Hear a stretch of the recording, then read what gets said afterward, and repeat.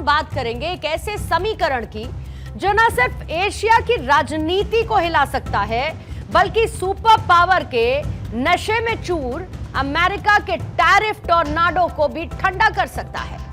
बात उस महामंच की जो चीन में सजने वाला है और आज से वर्ल्ड ऑर्डर बदलने का काउंटडाउन मानो शुरू हो चुका है, क्योंकि चीन के तियानजिन शहर में एससीओ समिट के लिए रेड कार्पेट बिछ चुका है। प्रधानमंत्री मोदी 31 अगस्त से 1 सितंबर तक तियानजिन में आयोजित होने वाले एससीओ शिखर सम्मेलन में भाग लेंगे। प्रधानमंत्री नरेंद्र मोदी ने 7 सालों के बाद चीन की धरती पर कदम रखा, जहां पर अतीत के रिश्तों की खटास थी, लेकिन अब हवा का रुख बदल रहा है। 2018 के बाद पहली बार प्रधानमंत्री मोदी चीन में मौजूद है। सवाल यह है कि क्या चीन और भारत के बीच एक नया अध्याय शुरू होने वाला है। लेकिन उससे पहले आज की कुछ तस्वीरें आपको जरूर देखनी चाहिए। कहते हैं कि तस्वीरें बहुत कुछ कहती हैं। प्रधानमंत्री मोदी का चीन में जिस तरीके से आज भव्य स्वागत किया गया, तियानजिन शहर में प्रधानमंत्री मोदी का रेड कार्पेट के साथ ग्रैंड वेलकम एयरपोर्ट पर तैयारी देखने को मिली।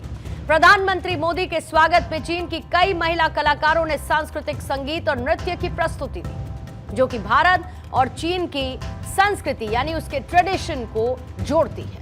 भरतनाट्यम कलाकारों के एक समूह ने नृत्य किया तो वहीं एक ग्रुप ने वाद्य यंत्रों के जरिए वंदे मातरम की धुन बजाई, जिसे प्रधानमंत्री मोदी सुनकर मंत्रमुग्ध हो गए।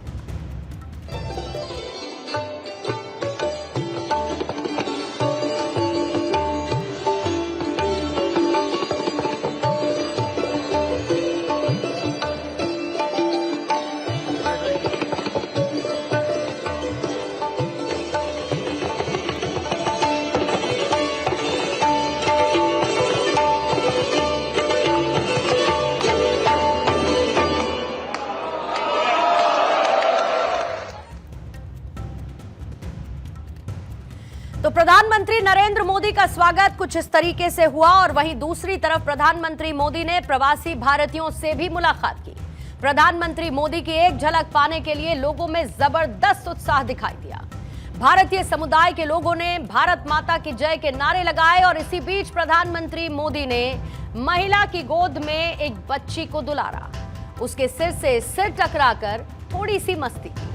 ये वो तस्वीरें हैं जो ये बताती हैं कि प्रधानमंत्री मोदी की लोकप्रियता का कैनवस कितना ज्यादा बढ़ा है। प्रधानमंत्री मोदी के विदेश दौरे पर जमीन बदलती है, लेकिन वो हर बार उसी आत्मीयता के साथ नए स्वरूप में नजर आते हैं, यानी एक विश्वगुरु और एक मार्गदर्शक के रूप में।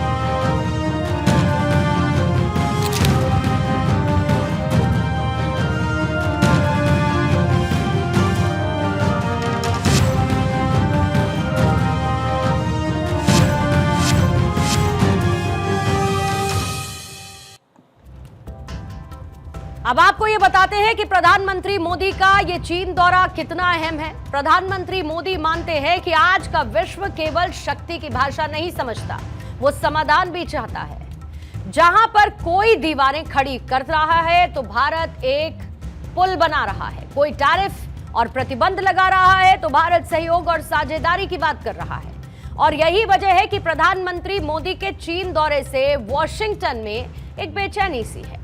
एक तरफ टैरिफ वॉर और दूसरी तरफ चीन की धरती पर शंघाई सहयोग संगठन के मंच पर महाशक्तियों का महामिलन कल होगा। जापान के बाद प्रधानमंत्री नरेंद्र मोदी एससीओ समिट में हिस्सा लेने के लिए चीन दौरा इसीलिए भी कर रहे हैं और इसीलिए इसे अहम माना जा रहा है क्योंकि इससे भारत और चीन के बीच संबंधों पर जमी हुई बर्फ पिघलेगी। वर्तमान में जिस तरीके की परिस्थितियां हैं, बदलता हुआ जियोपॉलिटिकल ऑर्डर है, उसमें चीन और भारत के संबंधों में काफी बदलाव देखने की संभावना है। अब तक भारत और चीन के बीच रणनीतिक और सामरिक परिस्थितियां कुछ और थीं, लेकिन पिछले कुछ महीनों में ग्लोबल लेवल पर जिस तरीके के हालात बने हैं वो दोनों देशों को पास पास ला रहे हैं। खासतौर पर रूस के साथ संबंधों और अमेरिकी राष्ट्रपति डोनाल्ड ट्रंप के दादागिरी वाले रुख को देखते हुए एशिया की दो महाशक्तियों को एक साथ लाकर खड़ा कर दिया है। प्रधानमंत्री मोदी के साथ एससीओ के मंच पर रूस के राष्ट्रपति यानी व्लादिमीर पुतिन और उनके साथ चीन के राष्ट्रपति शी जिनपिंग भी मौजूद रहेंगे।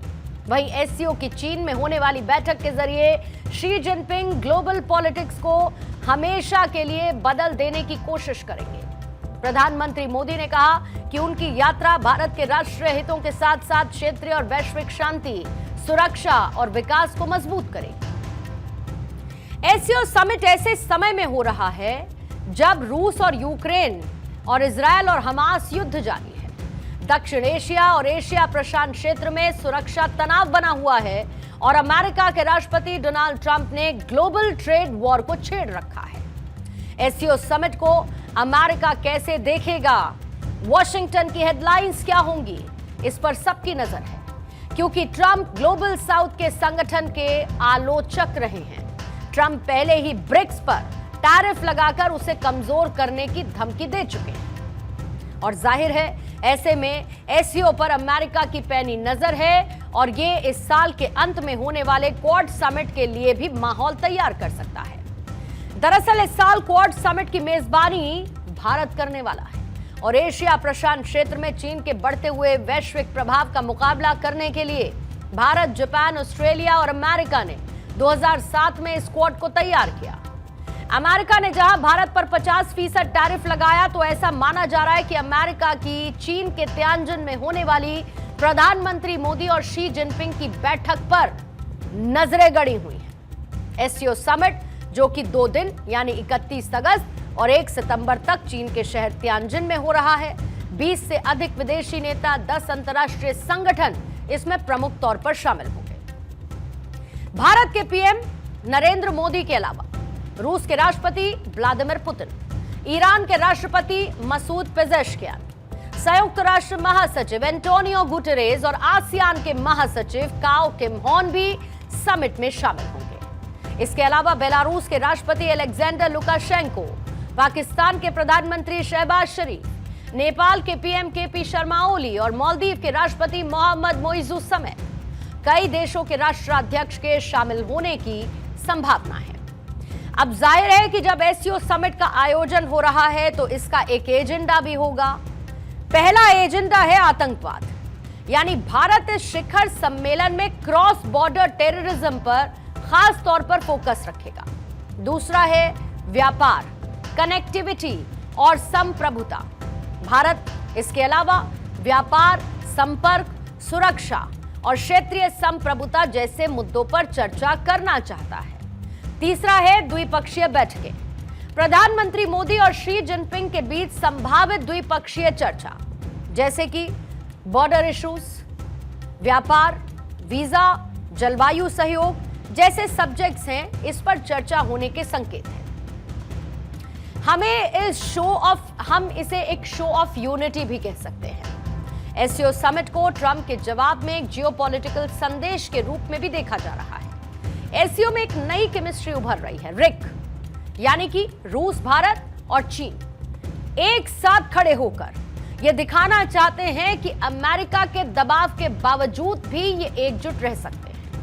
अमेरिका की दादागिरी और उनके राष्ट्रपति डोनाल्ड ट्रंप की तमाम कही हुई बातें और उनके थोपे गए टैरिफ की वजह से दुनिया के इन 3 देशों की अमेरिका से ठनी है। तीनों देश अमेरिका के व्यापार युद्ध से निपटने की कोशिश कर रहे हैं और ऐसे में अब सबकी निगाहें इन तीनों की मुलाकात पर रहेंगी। मैंने जिक्र किया रिक का, यानी कि रशिया, इंडिया, चाइना ग्रुप, जिसका ब्रिक्स में विशेष महत्व है क्योंकि ब्रिक्स के 5 सदस्यों में से 3 बड़े और इंपैक्टफुल कंट्रीज इस रिक समूह का भी हिस्सा है और रिक सहयोग के माध्यम से ब्रिक्स को कई तरीके से मजबूती मिल सकती है। और यही वजह है कि 1990 के दशक में अमेरिका के खिलाफ एक गठबंधन के रूप में शुरू हुआ रूस, भारत और चीन का अलायंस फिर से चर्चा में है। तीनों देश अमेरिका के व्यापार युद्ध से निपटने की कोशिश कर रहे हैं। वहीं पर रूस, जो कि लंबे समय से त्रिपक्षीय बैठक पर जोर दे रहा है। हालांकि भारत पर सबसे ज्यादा प्रेशर है, क्योंकि रूस से तेल खरीदने की वजह से ट्रंप ने भारत से होने वाले निर्यात पर टैक्स को दोगुना करके 50% कर दिया।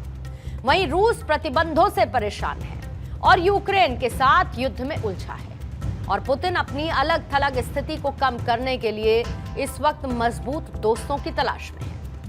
लेकिन सबसे अहम बात यह है कि चीन को एक विकल्प के रूप में देखा जा रहा है। रिक्स से हथियार बाजार में एक बड़ा उलटफेर तय है, क्योंकि अमेरिका और पश्चिमी देशों का जो दबदबा है हथियार के क्षेत्र में, वो इससे कमजोर हो सकता है। अगर आप इसे देखेंगे तो रूस, जो कि हथियार एक्सपोर्ट के मामले में दशकों से दुनिया का टॉप सप्लायर है, एशिया, अफ्रीका, लैटिन अमेरिका में हथियार वो एक्सपोर्ट करता है, और युद्ध की वजह से डिफेंस इंडस्ट्री में रूस का दबदबा भी है। वहीं चीन तेजी से उभरता हुआ हथियार सप्लायर है और दुनिया का चौथा सबसे बड़ा निर्यातक है। वहीं अफ्रीका और मिडिल ईस्ट और साउथ ईस्ट एशिया में हथियार सप्लाई करता है। भारत, जो कि एक डिफेंस पावर के रूप में तेजी से उभरा है, मेक इन इंडिया हथियार मैन्युफैक्चरिंग हब बना रहा है भारत, और ऑपरेशन सिंदूर के दौरान डिफेंस सेक्टर में भारत की आत्मनिर्भरता पूरी दुनिया ने न सिर्फ देखी है बल्कि मजबूती से आंकी भी है। मोदी सरकार डिफेंस एक्सपोर्ट को भी बढ़ा रही है, और अगर ये तीनों देश यानी रशिया, चाइना और इंडिया साथ आते हैं तो एक बड़ा संदेश होगा कि जियोपॉलिटिकल फोर्सेस अमेरिका के दबाव में एकजुट हो रही हैं, और इसीलिए एससीओ समिट एक विश्व शक्ति संतुलन की आहट है। अगर चीन, भारत और रूस स्ट्रैटेजिकली एकजुट हो जाते हैं तो ये न केवल अमेरिका की मोनोपोली को कमजोर करेगा, बल्कि ग्लोबल मंच पर ग्लोबल साउथ की एक नई आवाज को भी जन्म देगा।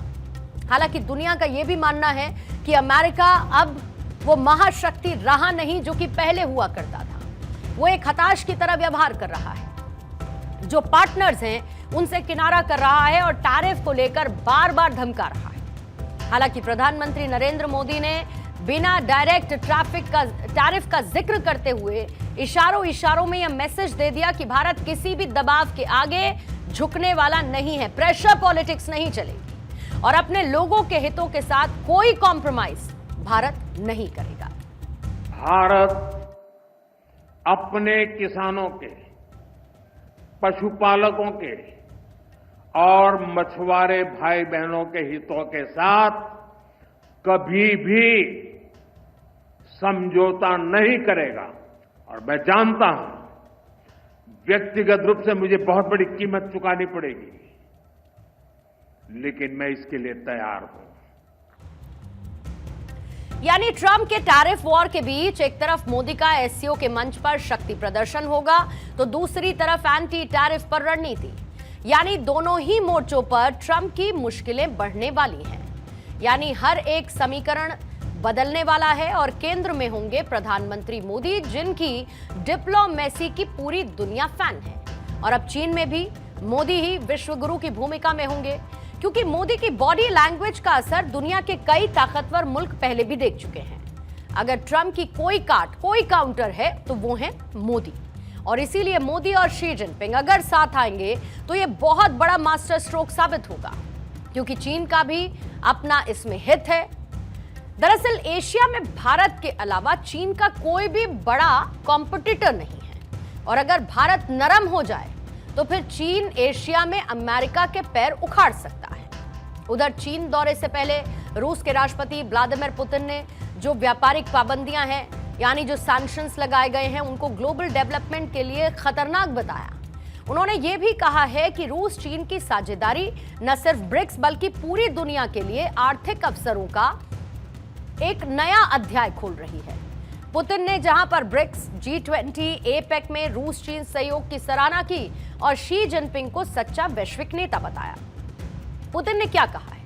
पुतिन कहते हैं कि ब्रिक्स ढांचे के भीतर रूस और चीन लगातार मिलकर काम कर रहे हैं और ऐसे प्रस्तावों को आगे बढ़ा रहे हैं जिनसे सदस्य देशों के आर्थिक अवसर बढ़ेंगे। दोनों देशों के बीच नजदीकी सहयोग ने G20 और एपेक जैसे बड़े आर्थिक मंचों के कामकाज में एक सकारात्मक बदलाव लाए हैं। पुतिन ने यह भी संकेत दिया कि चीन दौरे के दौरान वो दोनों देशों के बीच आपसी सहयोग के नए अवसर और पहल पर विस्तार से चर्चा करेंगे और इन पहल से रूस और चीन दोनों के लोगों को लाभ भी मिलेगा। वहीं भारत का चीन दौरा केवल एक फॉर्मेलिटी नहीं है, बल्कि ये एक सिग्नलिंग है दुनिया को ये बताने की कि भारत केवल वॉशिंगटन की धुन पर नहीं चलेगा, वेस्टर्न कंट्रीज के दबाव में काम नहीं करेगा, बल्कि अब वो पूरी तरीके से अपनी एक स्वतंत्र धुरी बनाएगा, चाहे वो रूस के साथ ऊर्जा सहयोग हो या चीन के साथ व्यापार संतुलन। ऐसे में अगर एससीओ के भीतर भारत, चीन और रूस अपने मतभेद को किनारे रखकर आपसी सहयोग के साथ आगे बढ़ते हैं तो यह संगठन सिर्फ क्षेत्रीय नहीं बल्कि वैश्विक शक्ति का केंद्र भी बन सकता है। भारत दरअसल इस वक्त एक बैलेंसिंग पावर की स्थिति में है, यानी अमेरिका पर दबाव डालने के लिए एससीओ की मेज पर बैठना एक स्मार्ट डिप्लोमेसी है। इससे भारत को न केवल विकल्प मिलते हैं, यानी कि जो एक्सपोर्ट डाइवर्सिफिकेशन है वो मिलता है, बल्कि ट्रंप के टैरिफ के जवाब में एक रणनीतिक ब्रह्मास्त्र भी वो हासिल करता है। ऐसे में हम ये कह सकते हैं कि एससीओ समिट केवल एक फॉर्मल मंच नहीं बल्कि नई वैश्विक व्यवस्था का ब्लूप्रिंट बन रहा है और इस ब्लूप्रिंट में भारत की भूमिका डिसाइसिव है। ट्रंप की टैरिफ नीति अगर एक चेतावनी थी तो भारत का एससीओ में एक्टिव रोल जवाब है।